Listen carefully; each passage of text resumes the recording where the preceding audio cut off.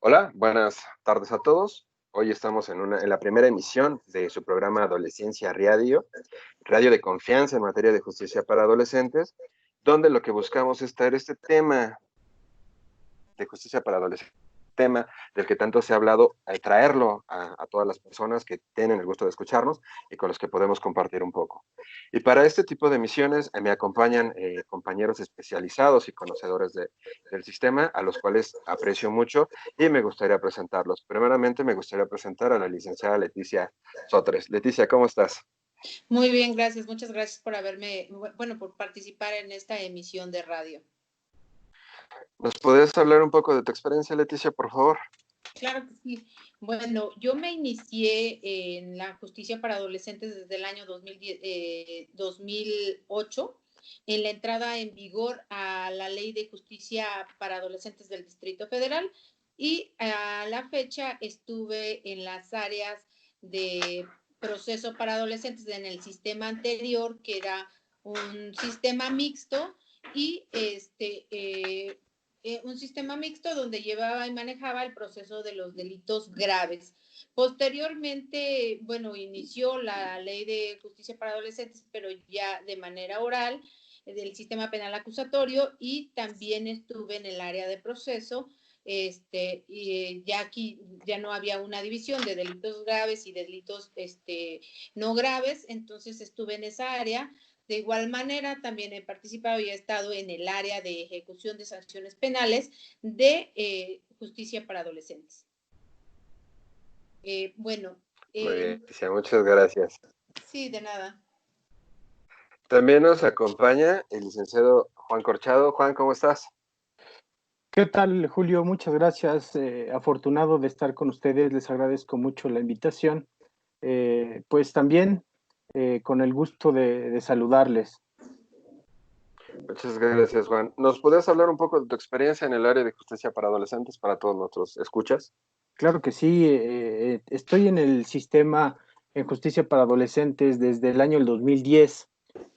Igual de la misma manera, iniciando en un sistema justicia para adolescentes en la Ciudad de México, con la ley anterior, en donde sí se tenía la separación de delitos graves, en donde el sistema oral se llevaba en otros lugares, y en este sistema de justicia de adolescentes en proceso escrito, determinando, como bien lo decía la licenciada Leti, en delitos graves y en proceso escrito. Actualmente me encuentro adscrito en justicia para adolescentes en el proceso acusatorio en el sistema de proceso actual. Muchas gracias, Juan, por acompañarnos. Y también nos acompaña un buen amigo, el licenciado Ricardo Sixto. Ricardo, ¿cómo estás? Hola, muy bien. Gracias, Julio. Pues un gusto estar aquí con ustedes compartiendo y aprendiendo un poco más de esta materia. Muchas gracias. ¿Nos podrías hablar, siendo esta nuestra primera emisión, un poco de tu experiencia? Pues bueno, yo estoy en el sistema de justicia para adolescentes a partir de septiembre de 1995. Estaba en el Consejo de Menores, inició como proyectista, actuario, posteriormente en el área de defensa de menores, en la unidad de defensa. Esto hasta el año de 2008, trabajando exclusivamente con adolescentes. Posteriormente, pues ingreso en el 2008 a la Defensoría de Oficio, ahora Defensoría Pública de la Ciudad de México, como defensor especializado en justicia para adolescentes.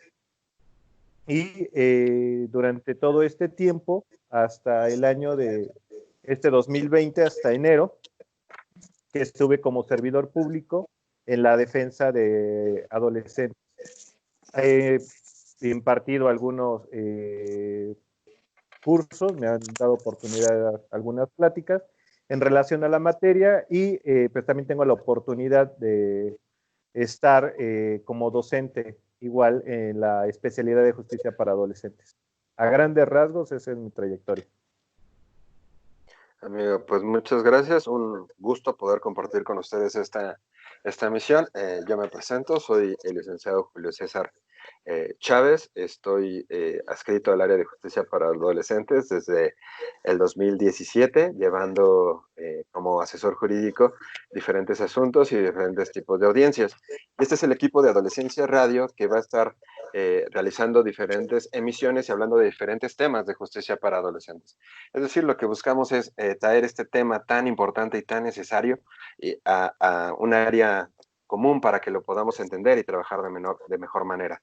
Vamos a buscar que en diferentes emisiones nos acompañen jueces, servidores públicos y operadores de esta área de justicia para adolescentes, pero no solo desde la rama procesal, sino también en diferentes áreas que son completamente necesarias para justicia para adolescentes. Y si me lo permiten, compañeros, me gustaría iniciar esta primera emisión hablando directamente de un tema que creo que es importantísimo y poder determinar hacia quién va dirigida la justicia para adolescentes. Creo que esa es una duda que permea en muchas personas y me gustaría, estando aquí los cuatro, que pudiéramos tocar ese tema, hacia quién va dirigida la justicia para adolescentes, quiénes son las personas que puedan llevar a cabo su proceso dentro de este sistema modalizado.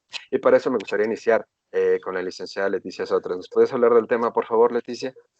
Claro que sí, Julio.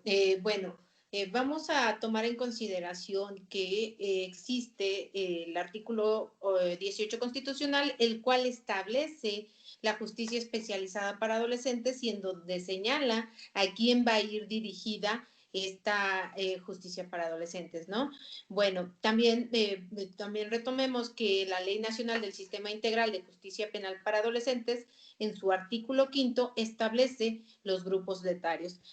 Cabe señalar aquí y hacer una pausa al respecto y comentar que en el sistema anterior, la Ley de Justicia para Adolescentes, en este caso que manejábamos, que era la del Distrito Federal, esta no establecía estos grupos etarios, no lo señalaba, sino simplemente marcaba de qué edad a qué edad iban a ser juzgados los adolescentes. Sí establecía para quién iba a ir dirigido la prisión preventiva y para quienes no, pero no establecía los grupos etarios como se están manejando ahora en esta nueva ley del sistema integral para adolescentes, y entonces eso un tanto ha generado una controversia. ¿Por qué ha generado una controversia? Porque anteriormente a los adolescentes que se contemplaban entre un rango de 14 años a menos de 18, el delito más grave que pudieran haber cometido en este caso podría ser el homicidio, y de manera general, ya sea al de 14 años o al de 17 años, le era aplicada la sanción máxima, y la sanción máxima era de 5 años. Entonces, es decir, no se establecían los grupos etarios que actualmente la ley nos maneja. La ley del Nacional del Sistema Integral de Justicia Penal para Adolescentes, que ya es para toda la República, establece en el artículo 5, como ya lo mencioné, los grupos etarios. Y actualmente se manejan 3 grupos etarios. Ya se dividió esta cuestión. El primero, el grupo etario, estamos hablando de aquellos que tienen 12 años a menos de 14. Cabe señalar que puede ser un adolescente que tiene 12 años a 13 años, 11 meses, 13 años, 11 meses y días, ¿no? Siempre y cuando no cumpla la edad de 14 años. También estamos hablando del grupo etario 2, el cual contempla la edad de 14 años a menos de 16, es decir, antes de que cumplan los 16 años. De 14 años a 15 años. Una vez cumpliendo los 16 años, ya pasaría al siguiente grupo etario, que es el número 3, y este contempla de 16 años a menos de 18, es decir, a 17 años. Una persona que cumple ya los 18 años al momento de cometer una conducta ilícita, pues ya no sería un adolescente, ya entraría en otros supuestos, por lo que no se podría aplicar la ley que actualmente prevalece y conforme a estos grupos etarios. Estos grupos etarios se establecieron y a cada uno se les da una sanción, una medida de sanción diferente, precisamente porque nos encontramos en un sistema que es un sistema progresivo, una capacidad progresiva para los adolescentes, es decir, la capacidad que tienen de entender al momento de que cometen una conducta ilícita, ¿no? Entonces, es por ello que se dividió en esos grupos etarios y a cada uno de los grupos etarios van a ser sanciones máximas, pero diferentes. Ya no va a ser como era antes, que todos para todos los de 14 años a 17 se manejaba una misma sanción máxima. Yo creo que en este tema podría abundar el licenciado Corchado respecto ya directamente en el proceso, cómo son las reglas para determinar las medidas de sanción conforme a estos grupos etarios que tenemos, ¿no? Perfecto, interesante esta división de diferentes grupos etarios, de que ya se entra en una cuestión de autonomía progresiva y que pues ya ha permitido de manera más clara o ha establecido de manera más clara un rango de sanción. Y Juan, no sé si nos pudieras apoyar con este tipo de las medidas de sanción y cómo es la tramitación de un proceso atendiendo a los diferentes grupos etarios de los adolescentes, por favor. Claro que sí, Julio, muchas gracias. Como bien lo refiere la licenciada Leti, atendiendo este sistema y también tomando en cuenta que es un sistema con fines socioeducativos y con un fin pedagógico, es importante también, robusteciendo lo que ella refiere y lo que el artículo 19 de la misma ley nos establece, la misma autonomía progresiva. Lo cual quiere decir que a medida en lo que van creciendo los adolescentes también se pudiese incrementar la autonomía de ellos mismos. En atención a eso, sí se determinan ciertas condiciones en las cuales la establece también el artículo 145 de la Ley Nacional, en donde se van a desprender cada una de las medidas de sanción, tomando en cuenta los grupos etarios. Esto es de 12 y hasta ya 12 cumplidos y hasta menores de 14 años, se les dará una duración máxima de sanción no privativa, cabe señalar que es una no privativa de libertad y será de 1 año y solo una medida de sanción que se les pudiese aplicar. De los 14 años a menos de 18 años, se les pueden imponer hasta 2 medidas de sanción, pudiendo ser medidas de sanción privativas de libertad y privativas de una forma simultánea, ya sea alterna o en forma sucesiva. Las privativas de libertad son como medida extrema y como estando en un sistema juvenil y donde se tendrían que tomar en cuenta la prisión preventiva como un último recurso, tendríamos que tomarlo como la última razón, el que una autoridad jurisdiccional los prive de la libertad, esto siendo como una medida extrema. La duración máxima de 14 a menos 16 años, esta será de 3 años, y la duración máxima de 16 años a menos de 18 será de 5 años. Cabe señalar que en los casos de tentativa no procede la imposición de alguna medida privativa en libertad.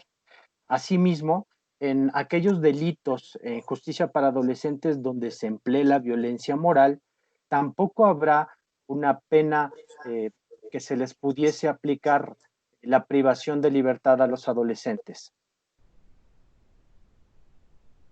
Muy bien, Juan. Nos has hablado de estas medidas de sanción y de cuándo puede ser una libertad asistida, una cuestión directamente de externamiento y un internamiento. Y también en cierto momento se nos habló que ya no hay como tal una división de delitos graves o no. ¿Nos podrías decir, Juan, en qué delitos sí podríamos hablar de un internamiento? ¿En qué delitos sí podría aplicarse ese internamiento como medida de sanción? Por supuesto, esto se establece en el artículo 164 y en el artículo 164 de la misma Ley Nacional del Sistema Integral establece los delitos por los cuales se les podrá aplicar el internamiento preventivo. Dentro de estos delitos que establece la ley,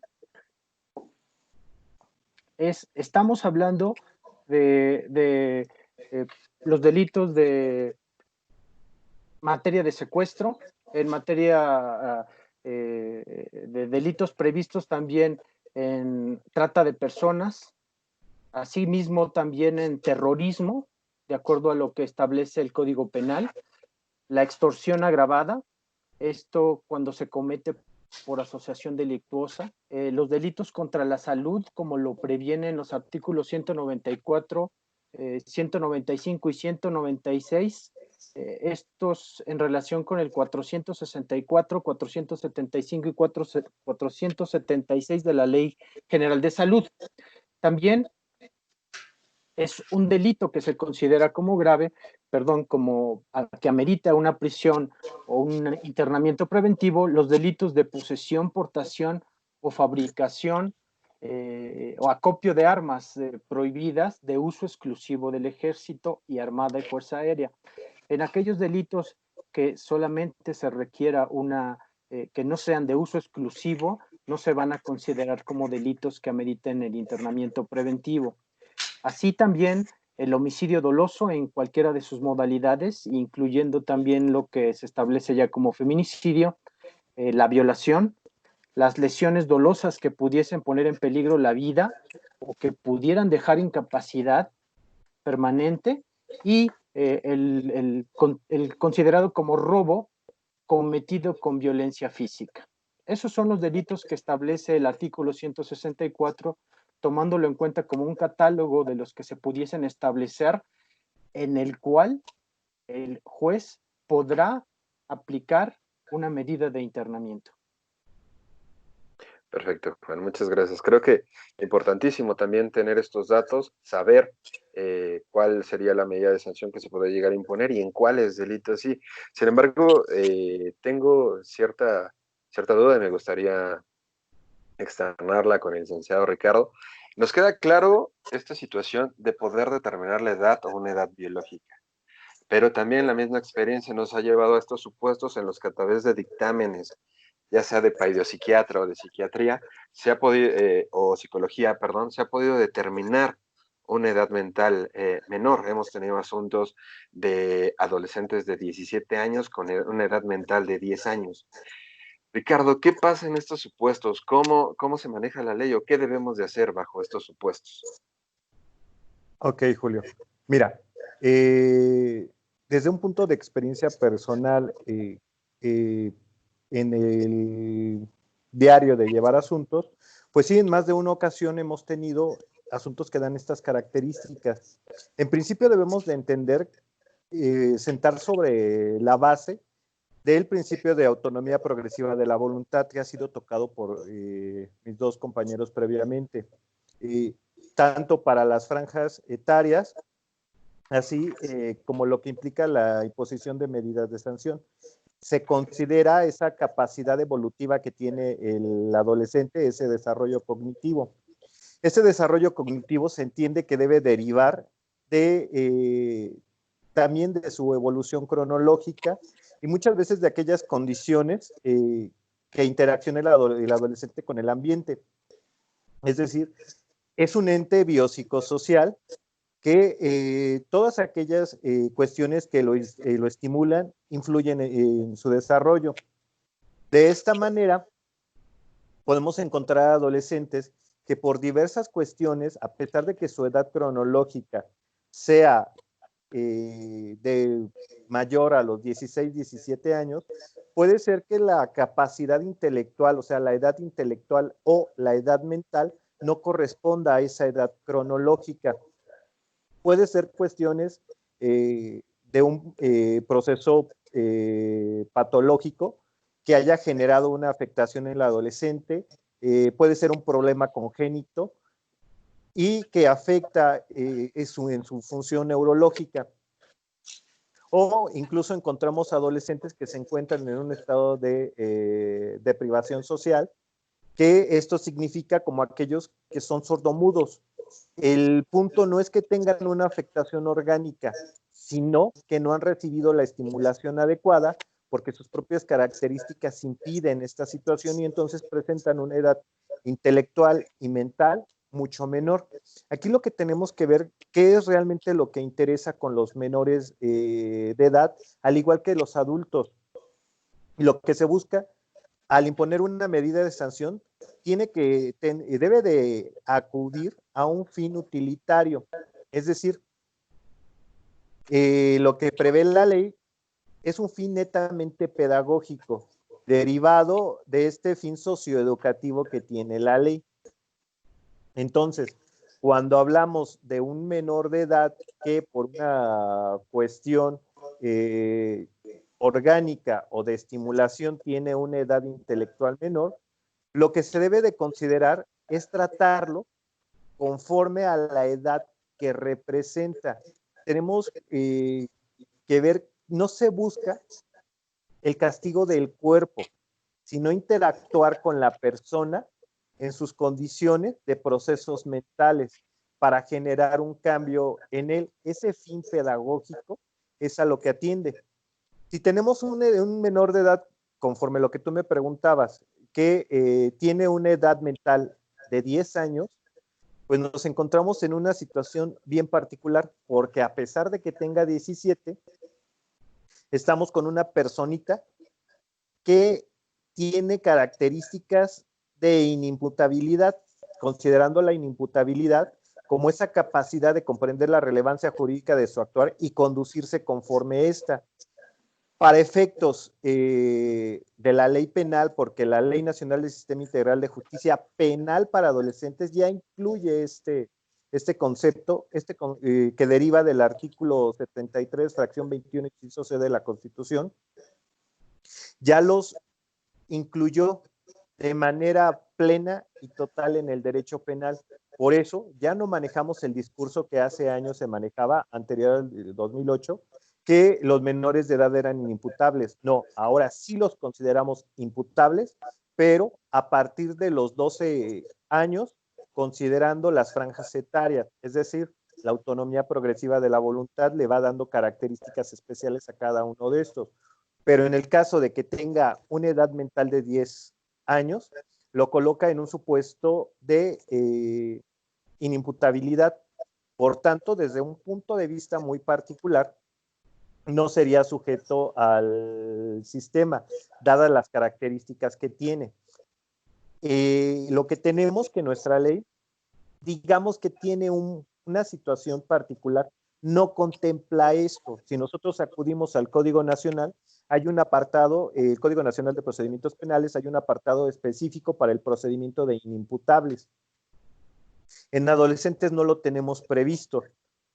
Obviamente, para poder establecer características de una persona de esta índole, implicaría, como tú bien lo mencionabas, diversos estudios, por ejemplo, en psicología, en paidopsiquiatría y neurología, pero todas estas personas que vayan a intervenir deben de tener las características que señala el artículo 75 de la Ley Nacional del Sistema Integral de Justicia Penal para Adolescentes.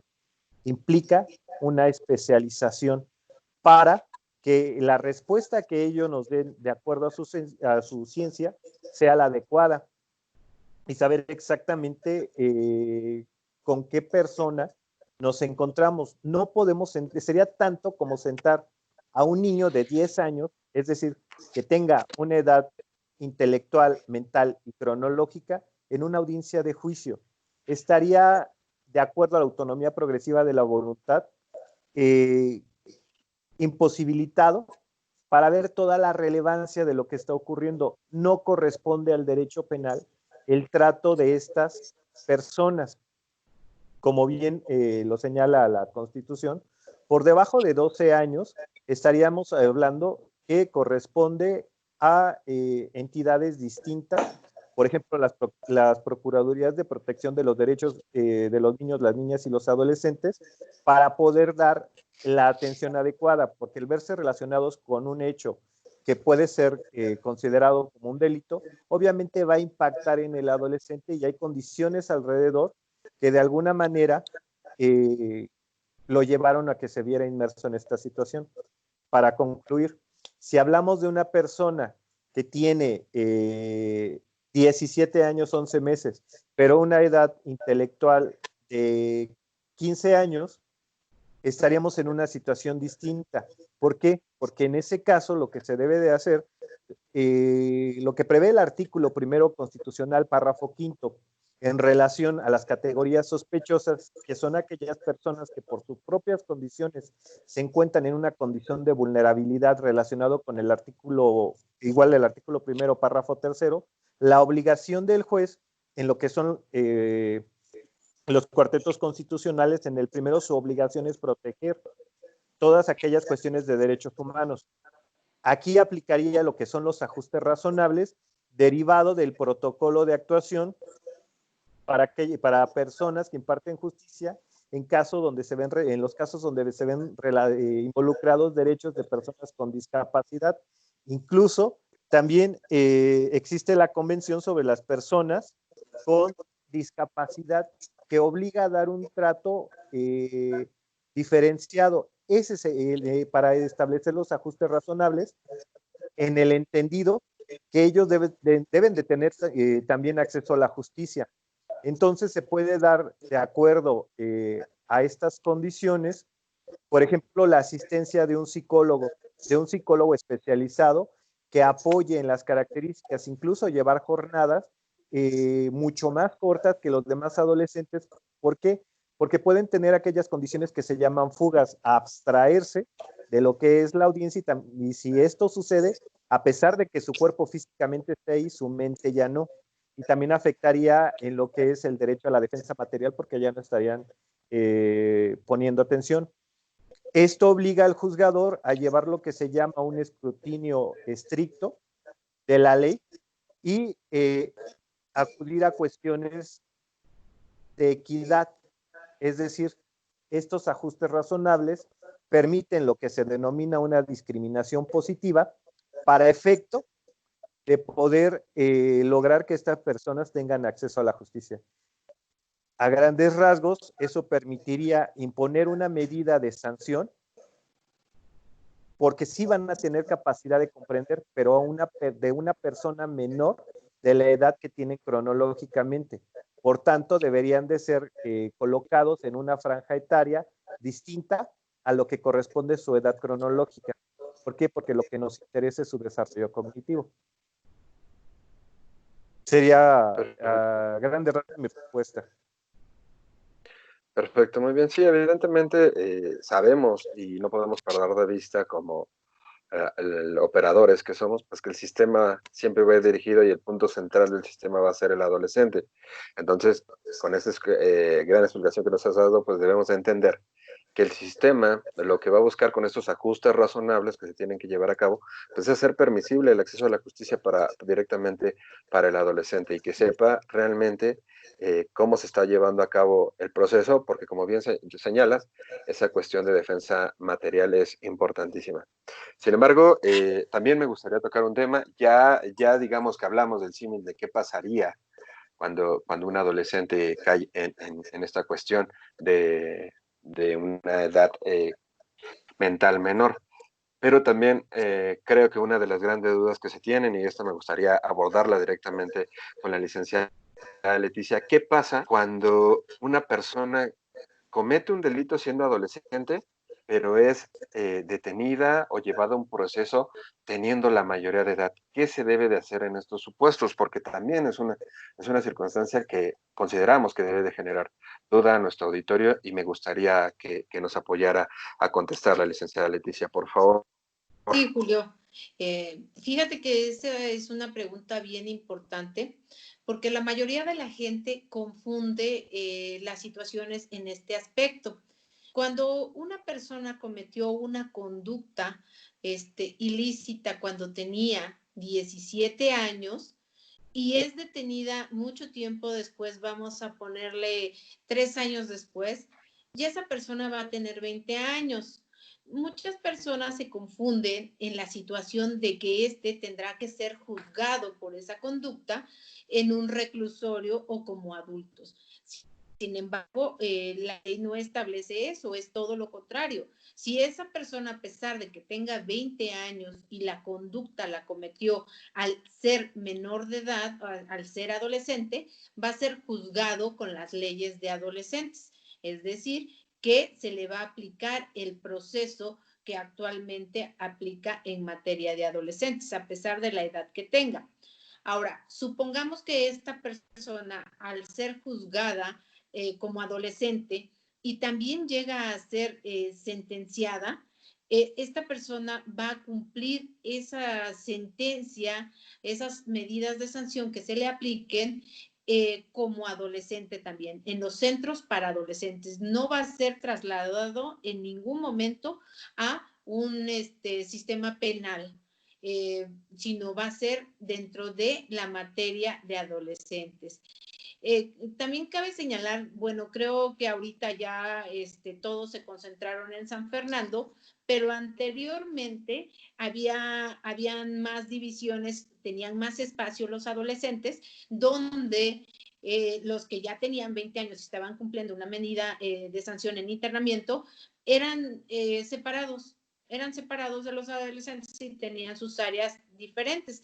Ahorita, creo que ahora todos los concentraron en San Fernando y me surge esa duda de cómo estará organizando la autoridad administrativa a esas personas que tienen la mayoría de edad, porque pues ahí la ley es muy clara y la ley establece que no podrán ser mezclados los adultos con los adolescentes. Entonces, bueno, también surge esa duda, ¿no? Pero sí es bien importante esa pregunta que haces por esta cuestión, porque surge mucha confusión.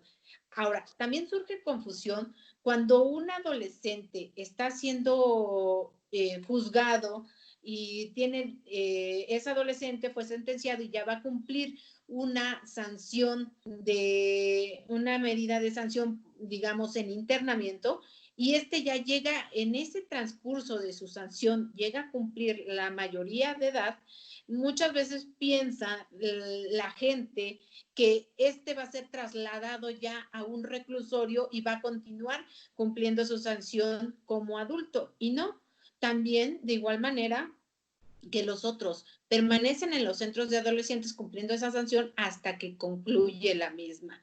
Entonces, no es que vayan a ser trasladados a reclusorios, sino van a cumplir como adolescentes. Muy bien, creo que como bien señala, es un tema importante y que genera muchas dudas porque efectivamente se tiene esa creencia de que si son detenidos como adultos o ya cuando están en el rango de adulto joven, pues deben de ser trasladados directamente a un reclusorio. Ya hemos visto que desde marco constitucional y desde la ley nacional, pues esto no es viable. Inclusive, hemos tenido asuntos en los que directamente de la que estamos nosotros como asesores jurídicos, en los que hay víctimas que estamos manejando la carpeta de investigación junto con el Ministerio Público para pedir una orden de aprehensión y nos dicen que nos esperamos a que cumplan la mayoría de edad, pues para poder, para que al momento de que se le detenga, pues ya todo sea juzgado como adulto, que es como generalmente se maneja. Entonces, muchos...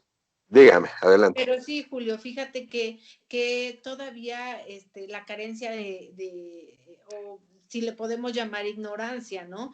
De ciertos operadores que dicen, bueno, pues no hay que cumplirle su orden de aprehensión hasta que cumpla 18 años y entonces ya se la aplicamos como adultos, cuando perfectamente saben y está establecido en las leyes que si esa conducta se cometió cuando tenía 17 años o menos, o sea, era adolescente, tendrá que ser juzgado como adolescente, ¿no? No, por ningún momento o motivo podrá ser juzgado como adulto ni se aplicarán las leyes de adultos. Fíjate qué contradicción, ¿no? Nuestro mismo sistema, nuestros mismos operadores también muchas veces carecen de esa parte y esa información, adentrarse a lo que es la Ley Nacional del Sistema Integral de Justicia para Adolescentes, ¿no? Así es. Sí, claro, y de hecho va a ser uno de nuestros próximos programas. Creo que si de algo hay que hablar también es de la especialización, pero ya lo estaremos tocando en diferentes programas. Ahora, sin embargo, me gustaría tocar con el licenciado Juan. Creo que hemos hablado directamente de cuestiones de edad, de grupos etarios, de qué pasa bajo los dos supuestos de si tenemos una edad mental menor o cuando son detenidos como mayores. Pero Juan, ¿nos podrías decir realmente cómo se acredita la edad o de qué manera podemos determinar dónde vamos a adolescente o en qué grupo etario vamos a colocar al adolescente? Claro que sí, Julio, muchas gracias. Bueno, esto también lo establece la misma Ley Nacional del Sistema Integral de Justicia Penal para Adolescentes, donde refiere de qué forma se va a comprobar la edad de cada uno de los adolescentes. En el momento en el que se haya realizado el hecho que la ley señala como delito o que se le esté imputando o señalando una conducta al adolescente, se va a acreditar a través de un acta de nacimiento. Es un acta de nacimiento la cual expedida por el registro civil y o bien en el caso de una persona que no fuese del país, atendiendo un documento oficial, cuando este no sea posible, se tendrá que hacer una comprobación a través de dictámenes médicos, estos rendidos por peritos especializados que pudiese designar la autoridad para poder determinar una edad biológica probable. Atendiendo a tales circunstancias, se puede determinar un perito en odontología para el crecimiento de los dientes y en lo cual se pueden basar mucho de ellos en los terceros molares que técnicamente refieren que la formación de estos terceros molares o las raíces ápices, como dicen ellos, la formación concreta se daría hasta los 18 años. Entonces, son parámetros que establecen los peritos, así también como un perito médico y peritos que determinan la edad en los huesos, ¿no? Se me olvidó ahorita el nombre del especialista, En pero también, antropología. perdón, sea Antropología. cierto, es cierto, el antropólogo. El antropólogo va a determinar, de acuerdo a determinados estadios, como refieren ellos en sus dictámenes, el crecimiento o la forma que van creciendo los huesos y a través de radiografías que se pueden establecer la edad biológica promedio de cada uno de los adolescentes, pero también existe que si un adolescente no se tiene la certeza, pues también el artículo 8 determina una presunción de edad. Si existiera dudas de que una persona es adolescente, se le puede presumir como tal a lo que establece la ley, ¿sí? Y cuando existe esta duda, pues entonces se tendrían que llevar a cabo los dictámenes respectivos. Ha pasado proceso, en procesos en cuanto a que se pudiese presumir, por ejemplo, en una situación que se tuvo en una ocasión, un adolescente en situación de calle, que incluso él ni siquiera sabía su edad, no sabía cuándo lo habían registrado, se presumía que era adolescente, se le hicieron los estudios antropológicos, médicos y odontológicos, en donde el antropológico determinó una mayoría de edad, en donde el médico determinó pues una edad mayor probable o que era probablemente mayor a los 18 años. Pero en tanto, lo que estableció en este caso en particular, estableció el perito odontológico y que refiere que no tenía la seguridad que si el adolescente en el momento de cometer el hecho era menor de 17 años o menor de 18 años. Entonces, esa duda en una audiencia de debate de edad, el juez determinó que se presumía la edad o se presumía adolescente.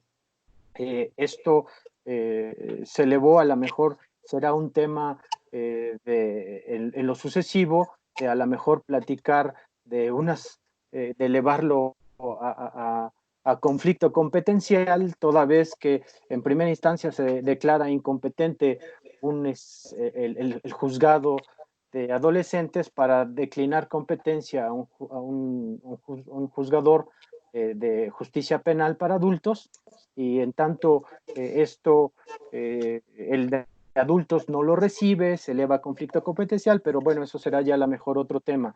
En general, esas son por lo que se pudiese comprobar la edad y atendiendo a lo que establece la ley nacional. Perfecto. Pues nos quedan 5 minutos y sí me gustaría, aprovechando que estamos con operadores, si nos pudieran hablar cada uno de ustedes, ¿qué piensan de estas pruebas o cuál, mejor dicho, cuál es la más idónea que nos podría determinar la edad? En este caso, me gustaría iniciar directamente con Leticia, si nos podría indicar para ella cuál es directamente de estos 3 dictámenes periciales, ¿cuál sería el más adecuado para determinar la mayoría o minoría de edad? Pues yo creo que el más certero sería el de antropología forense, ¿no? Aquí la cuestión es que también vamos a tomar en consideración que para aplicar este tipo de dictámenes, ya sea odontológico, médico, antropológico, se necesita la autorización del adolescente. Cabe hacer mención en eso, y entonces, porque está atentando contra su cuestión física. Entonces, el adolescente tendría que dar la autorización para poder hacerle estos estudios y que se determinara cuál es la edad. Creo que hasta ahorita el más certero ha sido el de antropología, porque el odontológico muchas veces son mayores de edad y todavía no les brotan las muelas del juicio, que es por lo que se mide. Sin embargo, muchos dicen, bueno, sí se puede determinar porque esas muelas ya están adentro, ya no han brotado, pero siguen adentro, ¿no? Entonces, se puede determinar de esa manera. Sin embargo, el adolescente, al no permitir que se haga estos estudios para determinar la edad, el que tiene la carga y el que debe de probar esa edad es el Ministerio Público. Se debe de abocar a todas las diligencias que tenga que practicar para que él pueda determinar qué edad tiene el adolescente. Mientras esto no se determine y no quede bien establecido, se le va a tener que presumir como adolescente hasta en tanto no se compruebe lo contrario. Muchas gracias, Leticia. Ricardo, a tu consideración, ¿cuál sería la prueba idónea, si lo podemos llamar así, para determinar, o la más efectiva para determinar mayoría o minoría de edad? Establecer de manera específica, Julio, cuál es la ideal o la más específica, no. Es en conjunto, es integral, necesitas la valoración odontológica, lo que es antropología forense y la valoración médica, porque todas y cada una de ellas en conjunto van a establecer parámetros para determinar una edad biológica de la persona. Esta edad que se va a determinar ve varias condiciones del sujeto y todo esto debe de sumarse. Si hablamos exclusivamente de la de antropología que fuese la adecuada, no hay ninguna prueba pericial que no establezca un margen de error. Y también tenemos la situación de que hay varias condiciones que pueden impactar en el desarrollo de una persona. Hay argumentos de que es demasiado certera. Sin embargo, el conjunto es el que da la certidumbre al juzgador para poder establecer si una persona tiene las características suficientes para poder ser considerado adulto, aquí en nuestro país mayor de 18 años, o menor de edad por debajo de los 18 años incumplidos. Creo que debe de ser una intervención en conjunto de diversos profesionistas para emitir una opinión lo más cercana a la realidad, porque siempre va a existir margen de error. Esa sería mi respuesta. Muchas gracias, Julio. Muchas gracias, Ricardo. Juan, para terminar, ¿cuál sería tu postura respecto a este punto? Muchas gracias.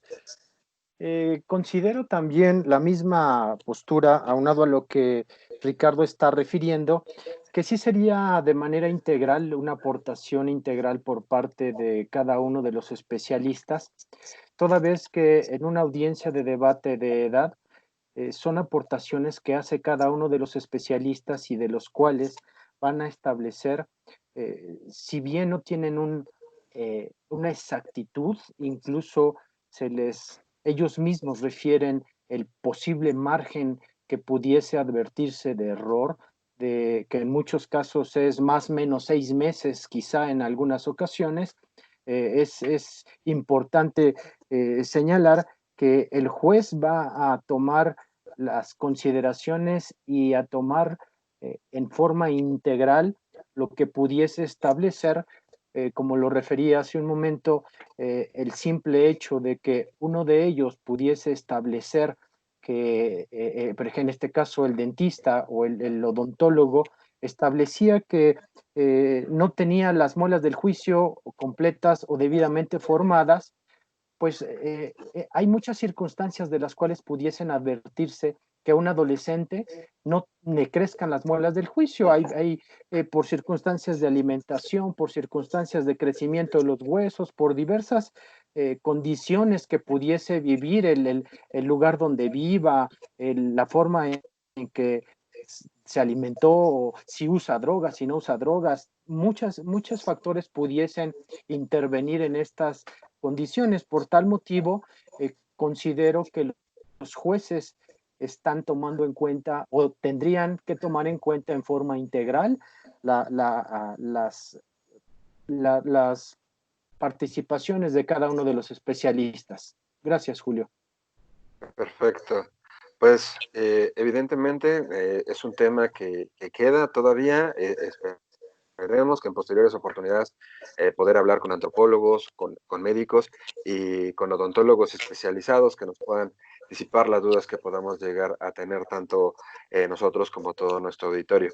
Lamentablemente esta primera sesión ha llegado a su fin, sin embargo, como les comentábamos, la idea es seguir manejando diferentes posturas. Esto solamente es una cuestión introductoria y no me queda más que agradecer a mis compañeros en esta sesión de haber participado, de sus muy buenas intervenciones, y recuerden que pues estaremos próximamente las emisiones para traer esta justicia para adolescentes más cerca de todos y hacerlo un tema de mayor relevancia y trayendo la relevancia que el tema amerita. Compañeros, les agradezco mucho sus intervenciones. Muchas gracias. Gracias a ti, Julio. Gracias a ti, Julio. Y bueno, pues esto, recuerden, es Adolescencia Radio, su radio de confianza en materia de justicia para adolescentes, y nos estamos viendo el próximo jueves. Hasta luego. Hasta luego.